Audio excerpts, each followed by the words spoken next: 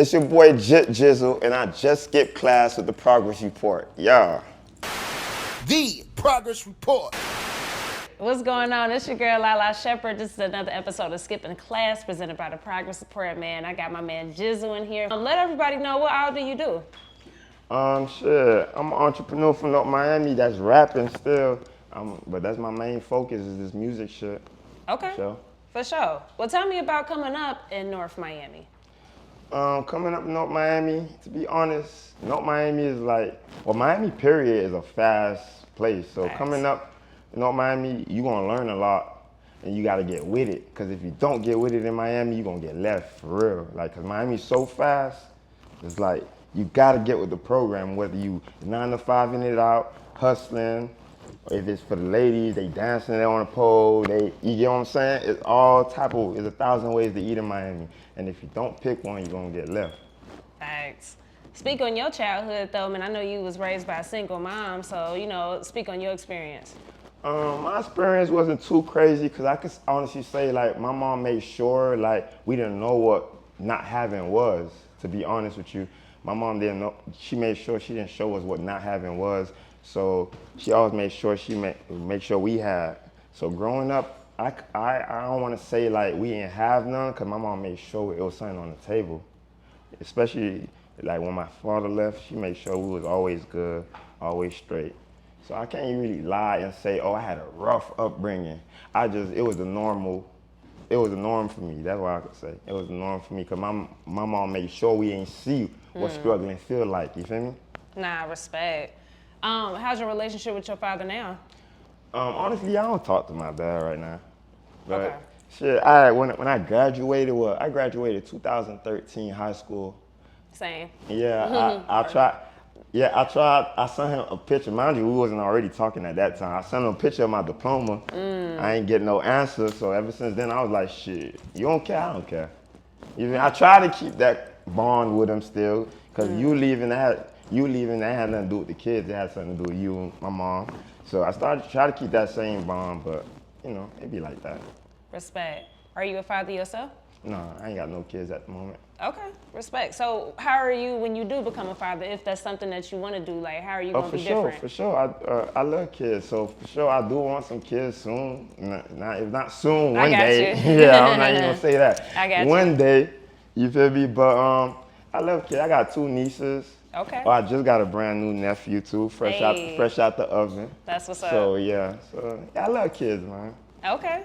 So how are you gonna be a different father from yours? I'm gonna make sure, like, I'm gonna be honest with you. I didn't have a bad upbringing with my dad. That's why I told you whatever him and my mom had going on, Respect. The kids was out of it. So we didn't know what was going on until it was time to walk out, like type shit. Gotcha. But I want to say that. I wouldn't want to walk away from something. Even if me and the mother don't get along, you know what I'm saying? But there's no ill will to like my father. There's no ill will. He's in Louisiana somewhere. That's what I last heard of. Got you. Now, what about when you was 15 and you had a pregnancy scare? Oh yeah, man. That that was like a little crazy story for me, because at the moment, when I heard that one, imagine a chick call you telling you, oh, that's crazy. She pregnant. How? You got pregnant? Like, you know what I'm saying? That was my first intuition, like, with it. But how that ended up playing out, when she had the baby, we ended up doing a DNA test, because she was acting funny a little bit after the situation. After you done dropped, you acting funny and stuff like that. We got a DNA test. Well, my mom did. I gotta give Shout out to mom. Big props to my mom, because at the time I was like 14, 15. I didn't have nothing going on. I couldn't afford nothing to save myself out of a little, you feel me? But when we did find out that I wasn't the child's father, what happened? It wasn't a bad thing for me. I was kind of happy. Yeah. You feel me? Because I felt like I was putting a burden on my family. So it was kind of like a relief off my back. Some people would think it's like a sad story, like, damn, you found out I ain't your shit. They'd be like, damn, I'd be like, shit, thank God. You feel me? But yeah, that's that situation right there. I got you. Yeah. So at what point did you get into music and start taking it serious? Because you've been doing your musical thing for a while, but when did you like really start taking it serious though?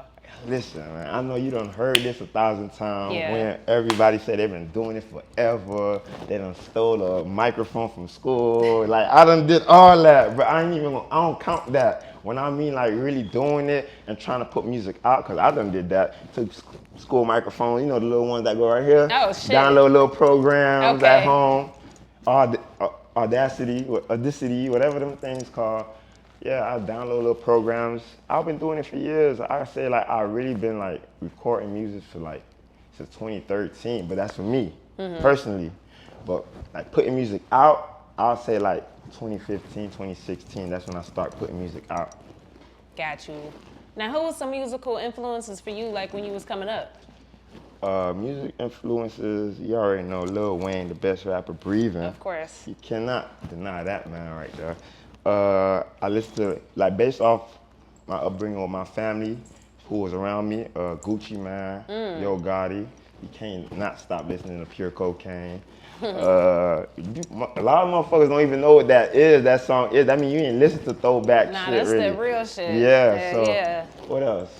You know, once the 2010s, 2011 start coming through, you already know everybody had Future on their list. Future just brought another wave and made everybody think outside the box instead of the you know, same old rap concept. You know, you start making you try out your instruments, vocal instruments. Is that? Nah, respect. So, you know, how did your family feel about you pursuing music as a career, especially with y'all, you know, Caribbean roots and all that good stuff? Be honest, in the beginning, like Caribbean people don't understand that.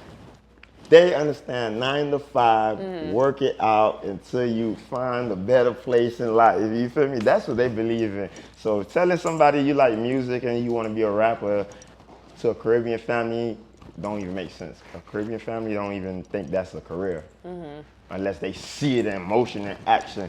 But to be honest, my mom, she really like she's like one of my biggest fans behind this.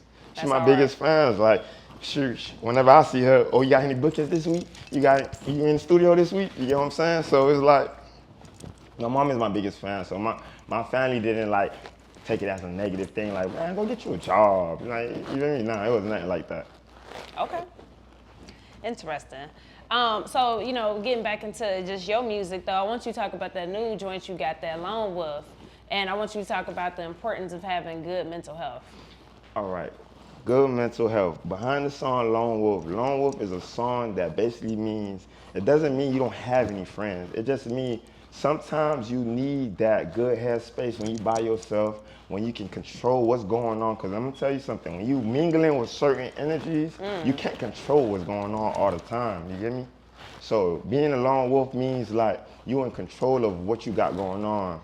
So if I don't like a certain energy, I could remove myself from that situation, and then it's not gonna be a downfall for me. It wasn't me being around wasn't a good thing for me, so I'm a lone wolf. Because sometimes people need other people to elevate. Sometimes some people have other people around them and they go down. You know what I'm saying? So basically I'm saying this as being a lone wolf doesn't mean like, oh, you antisocial. Yeah, because I got homies, I got a whole squad, I got people, I got a whole hood behind me, you know what I'm saying?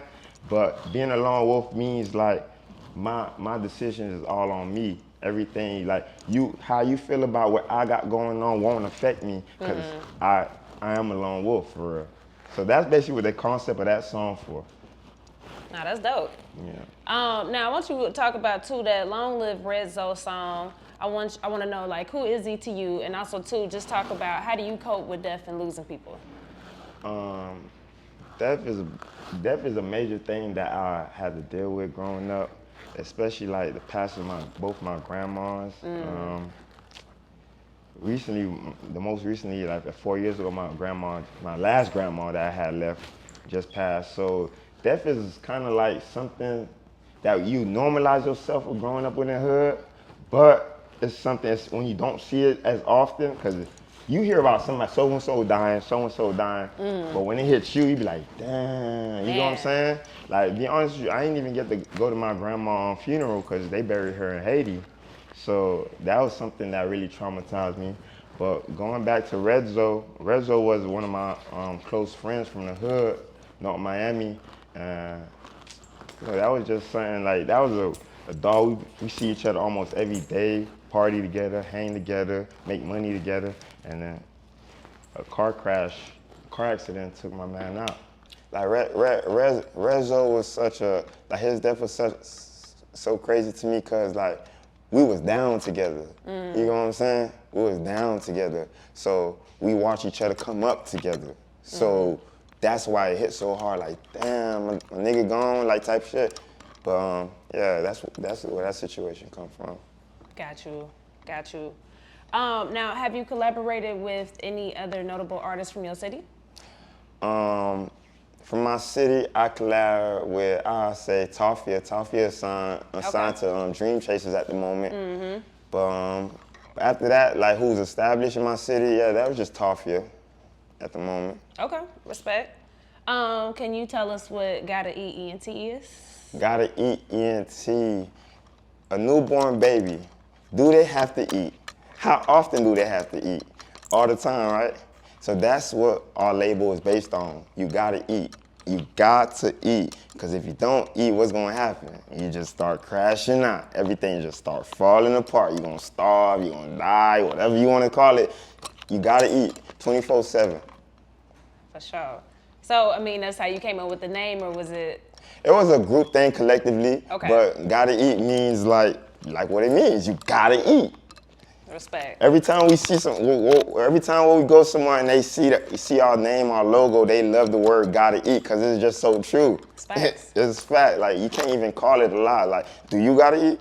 Gotta eat. Shit, we need to sign you, man. We need to sign you. Okay. So, tell me about some learning lessons so far as an independent artist, assuming that you're independent. Okay. Yeah, I am a fully independent artist though. Okay. I don't have nobody backing me, but the hardest thing about it, I'll say two things is hard about being an independent artist. Because you can make music, you can record all day. It's all about getting it out there to the right fan base. So it's marketing and like getting the right person to hear your stuff, honestly. So putting your music out there is the hardest thing to me, I'll say.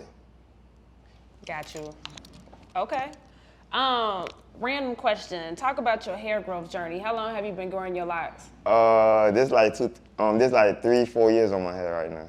That's what's up. Your hair go pretty quick. Yeah, my mom got long hair. My mama is real Christian. Like she don't even wear earrings, no weave, no makeup, like none of that. So when I see my mom hair, I be like, damn, that's where I got it from.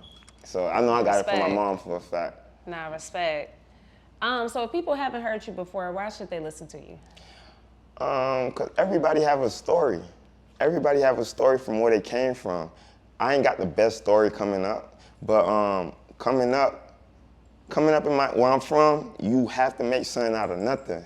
So that's why I classify my music like rags to riches type stuff, cause we didn't really have nothing really growing up unless like it was provided to us. Sometimes you don't want to put that burden on your family and just have them doing, cause you watching them struggle to make sure you good. So what good do you do if you just keep, Mom, I want this, I want that, I want this, I want this. So a lot of times we gotta go out there and go get it ourselves. So I feel like my music is the definition of rags to riches. You get me? Nah, respect. So our platform is called The Progress Report. We talk about growth, getting better. So how do you feel like you progressed lately as a person? Yeah, I already know I'm getting better. It's like, this is like practice. Like what Future said, like you getting better, you at practice, for real, literally. Cause I'm saying like, the more you do it, the more you get better. You will never be, like the more you stay consistent, you'll never go backwards. You only elevate if you stay consistent. You only get better if you stay consistent. Once you stop, it's like you just ended your own trap. You know what I'm saying? That's facts. So what you got coming up next? I got a new single called Exotic. I just finished recording it, everything, but we about to do the whole 9 yards on it, get it mixed, master, everything, and I'm gonna start pushing that off. I do have a video, The Lone Wolf, that's out right now. I dropped that like a month after I dropped the song. I just wanted to keep the momentum for it, keep going. So right now, my latest single is Lone Wolf, but I'll say about a week, you'll get Exotic. Nice. Okay. Well, that's what's up, man. Is there anything else that you want your people to know?